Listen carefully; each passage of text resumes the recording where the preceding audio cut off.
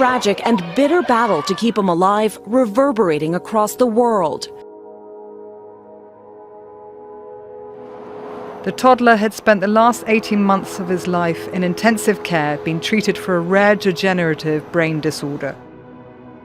If a society is best judged by the quality of its mercy, well, Britain's socialized medical system appears to be failing that test. Diagnosed with a rare brain condition which doctors said was impossible to treat, arguing in court that he should be taken off life support. His parents fighting back. No one, and I repeat, no one in this country has taken my boy away from me. But a judge ruled in the local doctor's favour to end his suffering. A move condemned by officials in the largely Catholic Poland who criticised the health service in the United Kingdom. He was taken off life support by court order on Monday. Yesterday, an appeals court refused to let Alfie's parents take him to Italy, which is offering an alternative treatment and citizenship. A Vatican hospital offering to treat the toddler, but those efforts rejected by courts, who ruled there was no prospect of recovery. There was a picture yesterday of this hospital, Alderhay Hospital in the northwest of England, with 20 uniformed police officers standing outside the door of the hospital to stop little Alfie being taken out and to stop protesters from getting in, using the police to keep the child in the hospital. It's the second time in less than a year a UK judge ruled a child be taken off life support. Who died in London last year, a court denying his parents' petition to take him to America for experimental treatment. Mourners gathered to pay their respect to Alfie Evans' short life. But his death has reignited an international debate over who should decide for end-of-life care for sick children. So this gets to the absolute heart of how much freedom does the individual have?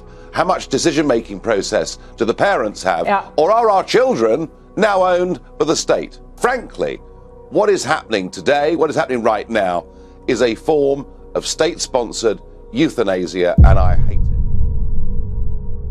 This next story sounds like it comes straight out of some dark science fiction novel, but it's unfortunately part of the culture of death today.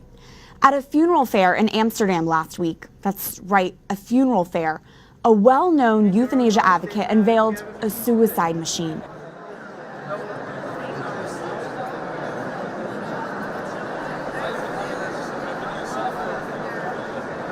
Visitors to the fair used virtual reality glasses to simulate the experience.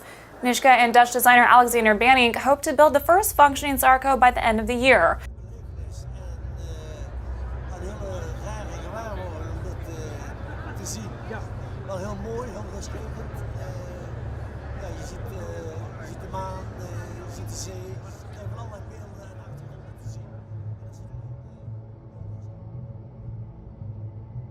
Philip Nitschke unveiled his so-called suicide machine at a funeral fair in Amsterdam last week. My designer, Alexander, who's come over all the way from the Netherlands, has been involved in a very important aspect of the Sarco, which is that it can be 3D printed. So that's the device seen here, depicted at sunrise in some field, and I guess you can put the device wherever you like. Really, you can take it up and park it on the cliffs overlooking the Pacific, I guess, waiting for the sunset. But once you climb into the Sarco and press the button, you will peacefully die in the same way, I guess, as a roller coaster, with euphoria and, I would suggest, elegance. Philip Nitschke designed what he's calling the Sarco. The Sarco capsule comes with a detachable coffin and a hookup for a nitrogen container. And what's a devastating invention, if someone wants to commit suicide, they go in the Sarco capsule, press a button, and they are killed once it's filled with nitrogen. This euthanasia advocate, Philip Nitschke, said as a medical student, he was inspired by Jack Kevorkian, or Dr. Death, who assisted in at least 130 suicides. But doctors are not meant to kill. No one is. Anyone who can climb into this machine and press a button inside will peacefully die. Now, Alex, say a few words, please.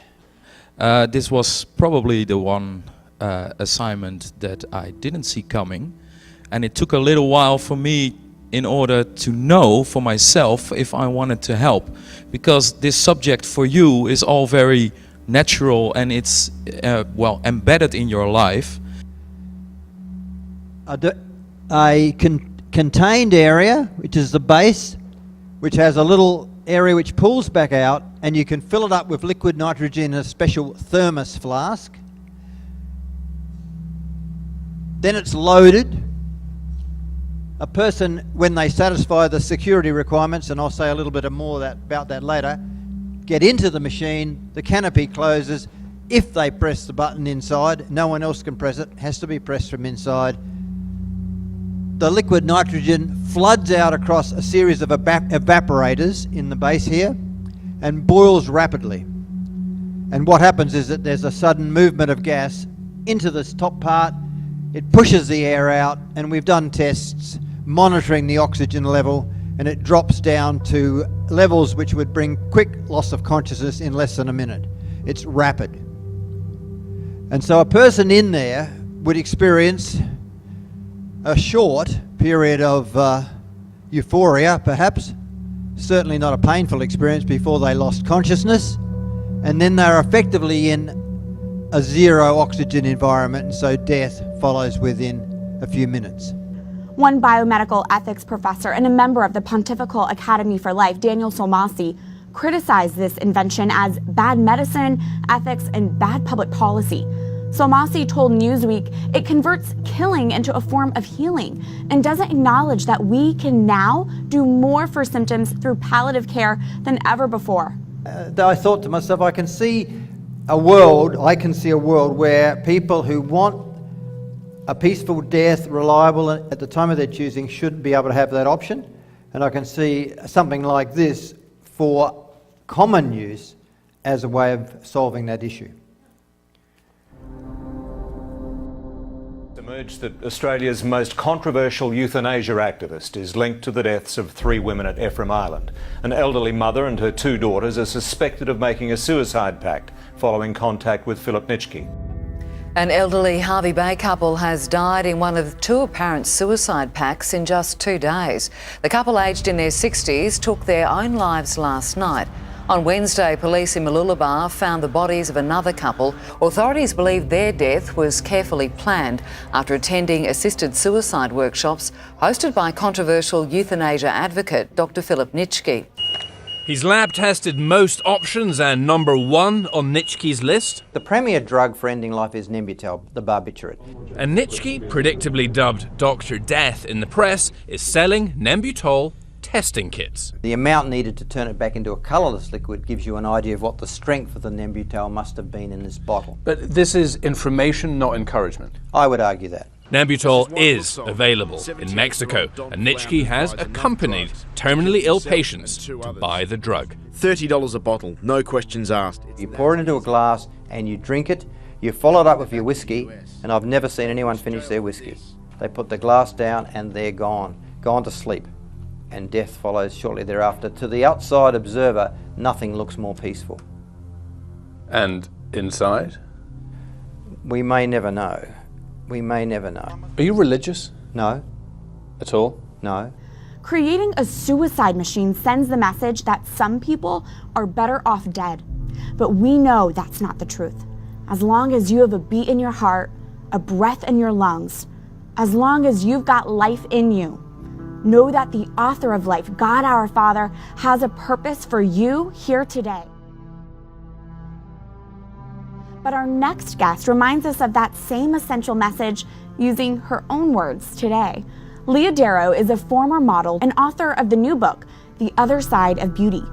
You know, Leah, on EWTN Pro-Life Weekly, we often are addressing abortion, but abortion, contraception, cohabitation, they're all connected to the body. Absolutely. There's a huge connection, and I think anybody of faith knows that. Cohabitation, sex outside of marriage, abortion, contraception, all of these things have been brought into our world in some effort to liberate us. But we've never asked from what. And we never asked, who is the one saying this? And there is a voice in this world that wants to liberate us, in a sense, from truth, from God. And that voice does not come from God. That voice is evil. They know the connection of when we don't define love in light of Christ, then things start to break down. We allow ourselves to be used for the sake of love. We've made our bodies in particular idols. They're golden calves everywhere. We worship them. I mean, how often do we really think about our spiritual life? How often do we think about our soul? You know, I mean, so often, you know, we could get on the scale and see the progress that we've made. What if we got on the scale and it told us the progress of our soul?